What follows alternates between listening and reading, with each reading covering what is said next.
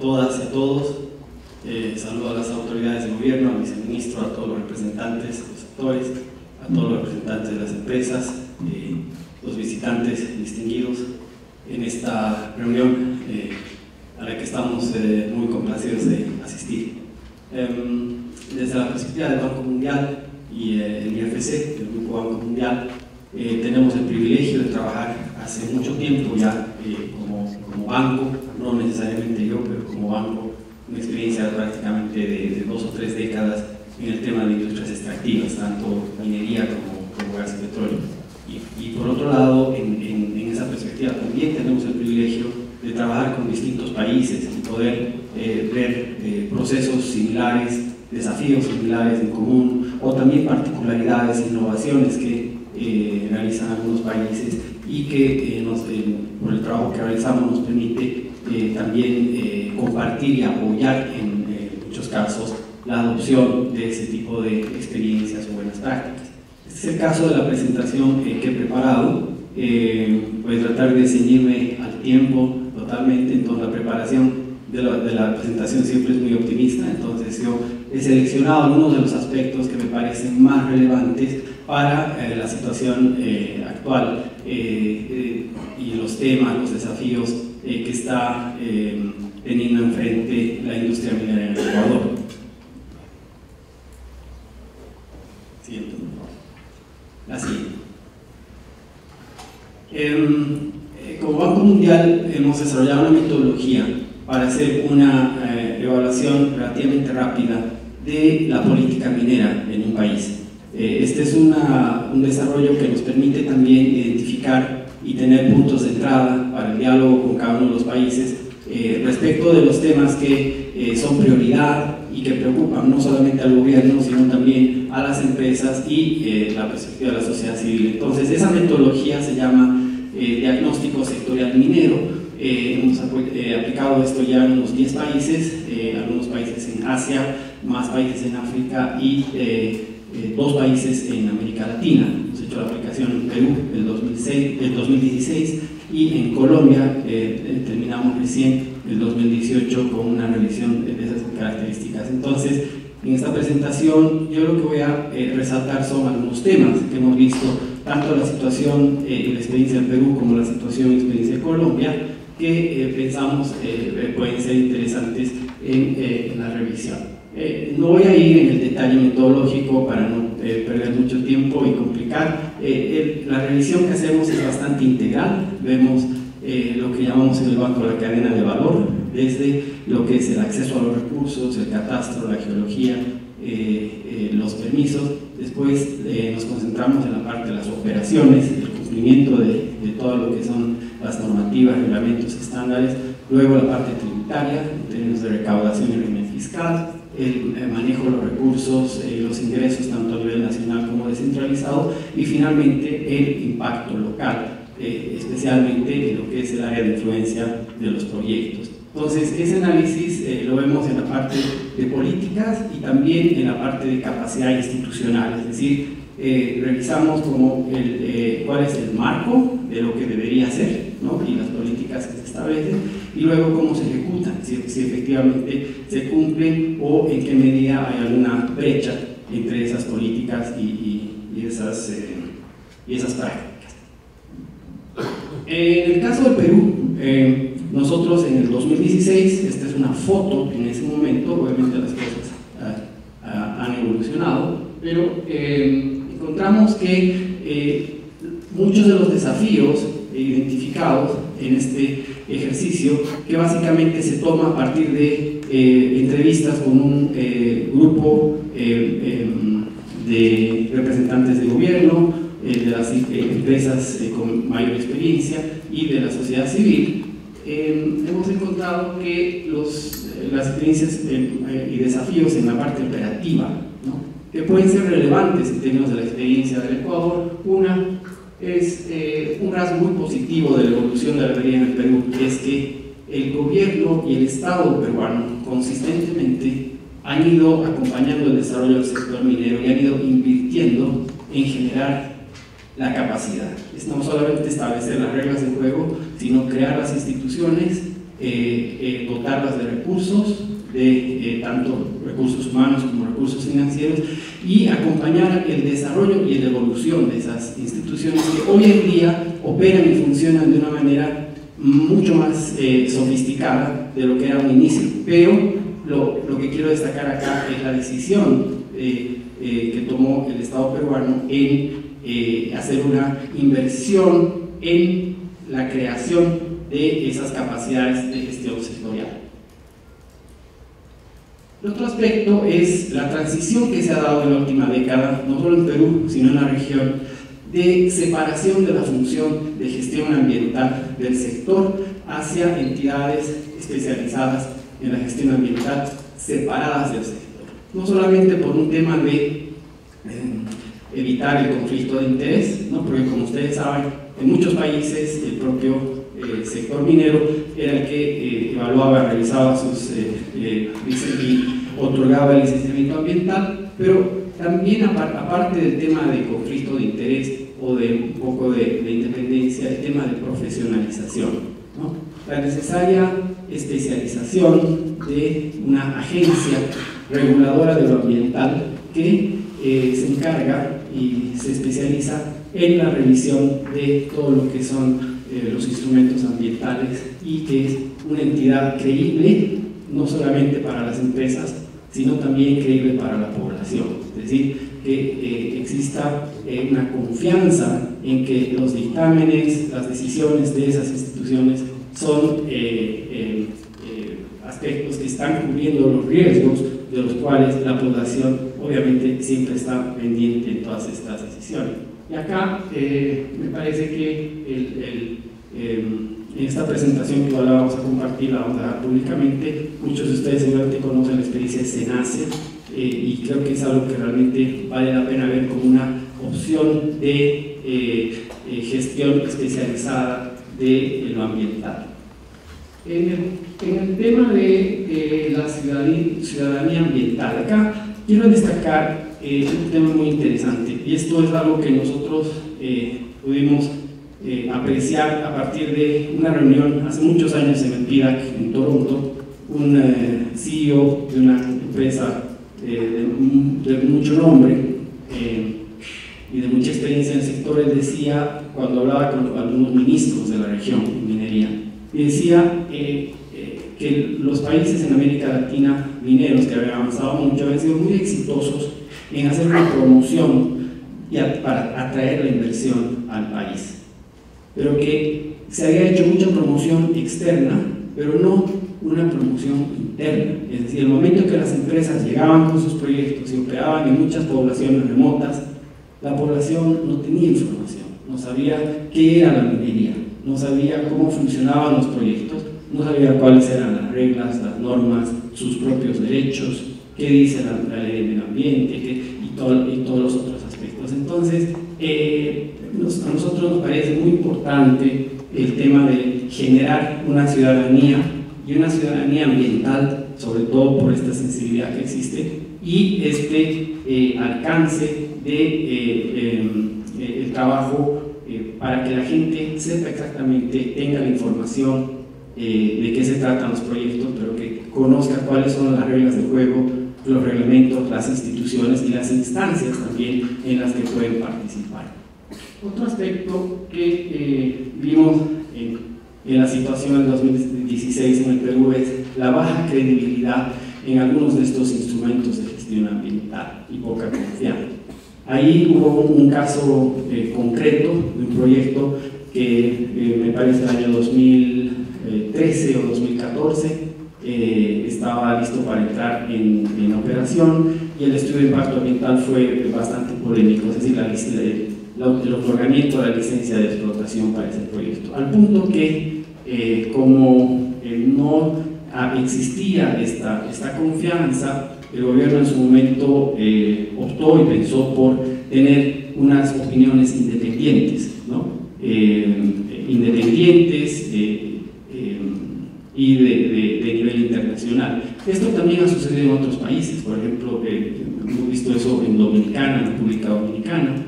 con el proyecto de ferroníquel para su expansión, el proyecto Falcón, ¿no? donde igual por un tema de los permisos y estudios en el tema de gestión del agua, se recurrió a una instancia de Naciones Unidas para obtener una opinión independiente y esto. Pero esto sucede también cuando efectivamente la población no percibe o no conoce y no ve a estas entidades estatales que gestionan y garantizan que los riesgos están siendo adecuadamente considerados y los planes de mitigación y manejo ambiental se cumplen.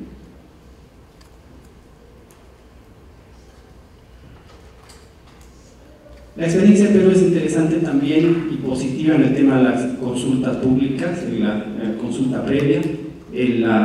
no solamente la emisión de la ley, la emisión de un reglamento, la definición de una instancia del Ministerio de Cultura que identifica y define dónde están localizados los pueblos indígenas, quiénes son, cuántos son, en una competencia directa que tiene para poder definir cuándo y en qué circunstancias tendría que darse el proceso de consulta previa. Pasamos a la siguiente. Así, quiero llegar a Colombia. Bueno, en el caso de Colombia, donde terminamos recientemente este estudio, esta revisión, encontramos que en los aspectos igual más importantes, más sensibles para la operación y el avance de la industria, se localizan en los aspectos de operación, cumplimiento de la normativa y los aspectos de impacto local a nivel de la población y el área de influencia de los proyectos. En Colombia hay una percepción por parte de la industria y por muchos aspectos desde que realmente el tema de la gestión ambiental se ha convertido en uno de los principales desafíos, una de las principales restricciones a la concreción de muchos proyectos. Pero esto más que nada por temas no solo de gestión de las entidades ambientales, sino por unas definiciones a nivel de entidades que no necesariamente operan en una visión compartida conjunta de Estado, de una política de Estado, de una política sectorial, de la definición de ciertos estándares. Por ejemplo, lo que se ha dado en la práctica es muchas veces creación o definición de nuevas restricciones en áreas que ya fueron otorgadas, donde existen títulos y donde en algunos casos se ha aplicado de manera retroactiva, y eso genera no solo incertidumbre hacia muchos de los proyectos en tema de inversión, sino inseguridad jurídica en relación a la viabilidad de ese título. Es importante también mencionar que lo que hemos encontrado en Colombia es resultado de la dificultad que tuvo el gobierno de Colombia el 2010-2011 de aprobar y actualizar un código de minas de acuerdo a las nuevas circunstancias y desafíos no solo de la industria sino también del país, y esto no se pudo concretar por reglamentaciones y necesidad de pasar la propia ley del código de minas por un proceso de consulta previa. Entonces, de ahí que Colombia trató de responder a todos estos desafíos mediante normativas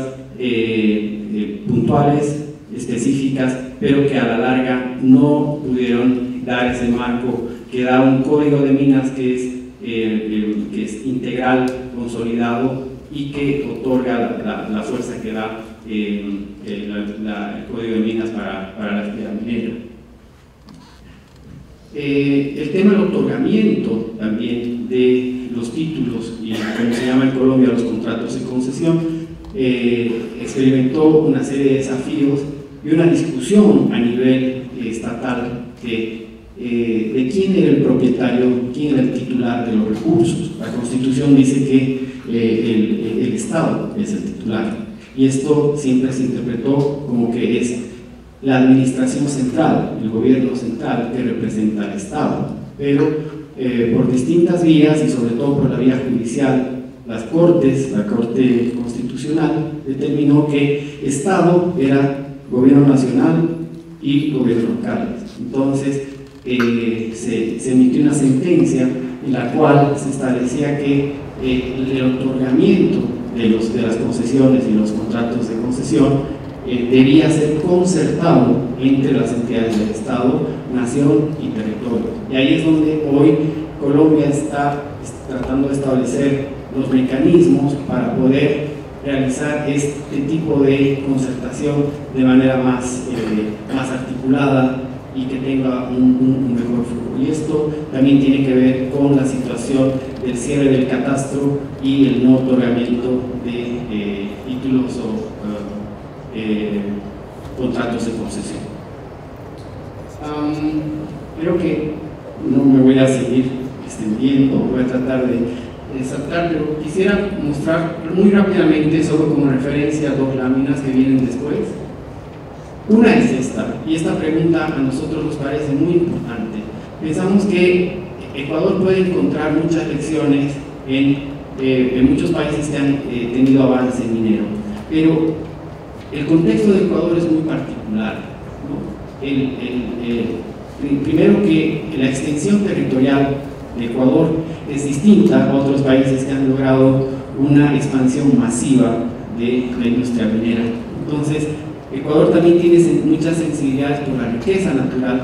y la biodiversidad. Entonces, la pregunta es, y nosotros en la discusión decíamos, ¿dónde se puede ver una referencia, un caso que realmente esté aplicando la minería responsable de manera más eficiente, con innovación? Pensamos que este es un proyecto, aunque relativamente joven, digamos, por los años de operación que tiene, pero que es un proyecto que realmente vale la pena ver, es el Eliezer Batista de la compañía Vale en el Brasil. Es un proyecto que está en la Amazonía, es un proyecto de gran escala y que ha incorporado mucha innovación en lo que es la reducción de la huella ambiental y utilización de recursos en su operación. Por lo que pensamos que, como muchos de los proyectos del Ecuador igual van a estar en la Amazonía,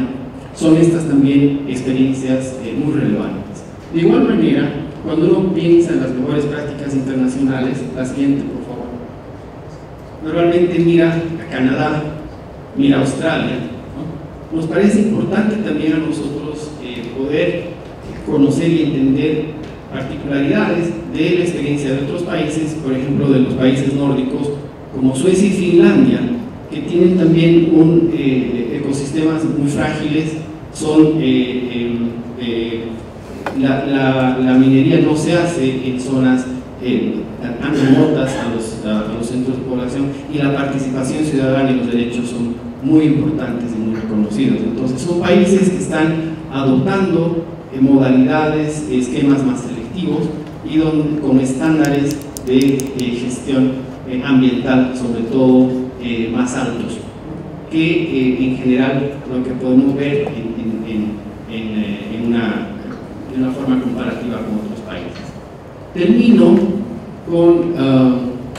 algunos puntos que nos parece pueden ser interesantes poner sobre la mesa, y sobre todo como Banco Mundial y IFC, que estamos iniciando un trabajo más directo con el sector minero en Ecuador, y son los principales temas que nosotros estamos viendo que son muy relevantes. Uno es el tema de la transición. ¿Cómo ha cambiado la gestión sectorial y la gobernanza de la minería, ¿no? Toda la región ha pasado de lo que antes era una gestión sectorial, donde bastaba las reglas claras y la decisión del gobierno central para poder adelantar las inversiones. Hoy se opera en una gobernanza que es, digamos, multisectorial, donde el propio sector lidera el sector, pero tiene que estar articulado con otros sectores dentro de la gestión de la política pública. Es multiactor, no es solamente el gobierno, es también la sociedad civil, son las empresas, se buscan los consensos para poder avanzar, y es multinivel,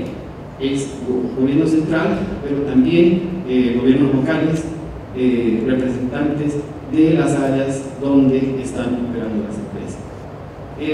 Pensamos que para Ecuador es una oportunidad el poder apalancar el desarrollo de una minería de gran escala responsable, porque de una u otra manera, lo que hemos visto en otros países también, los recursos minerales están ahí,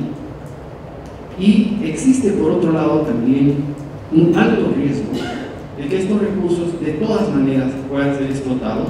pero más bien por una minería que no responde a ningún tipo de marco regulatorio, por una minería ilegal y que en muchos casos está conectada con otro tipo de actividades en las cuales no existe ningún tipo de estándar ambiental, control, recursos fiscales. Entonces hay un riesgo en ese sentido, que más bien la minería de gran escala y la minería responsable puede ser una oportunidad para que la extracción de los recursos y el aprovechamiento se hagan de una manera mucho más efectiva para el beneficio del país. Un tercer aspecto que sale de las experiencias de los distintos países en la región es que esto no cambia, y creo que todos lo repiten y es muy claro: reglas claras, estables, ¿no? Instituciones fuertes. Al sector le conviene tener un regulador que sea fuerte, que sea respetado, que sea transparente, ¿no? Porque de esa manera se garantiza el funcionamiento del sector, una profesionalización de la gestión ambiental, estándares adecuados en el aspecto ambiental a la riqueza natural y la biodiversidad del Ecuador. Finalmente, vemos también que un desafío importante puede ser la creación de espacios de diálogo, la institucionalización de espacios de diálogo multiactor entre Estado, empresas, sociedad civil, reforzar la participación ciudadana, que sea realmente, que tenga sentido, que sea significativa y que sea reconocida por los propios sectores de la sociedad civil como un camino que vale la pena adoptar. Y finalmente, este tema de la promoción interna, el esfuerzo sistemático por parte del Estado en bajar la información a los líderes locales, a la población, de manera que quede muy claro cuáles son las reglas de juego, cómo opera la industria y cuáles son los mecanismos que tiene también la población para que su voz se escuche y sea tomada en cuenta y se encuentren los consensos. Gracias.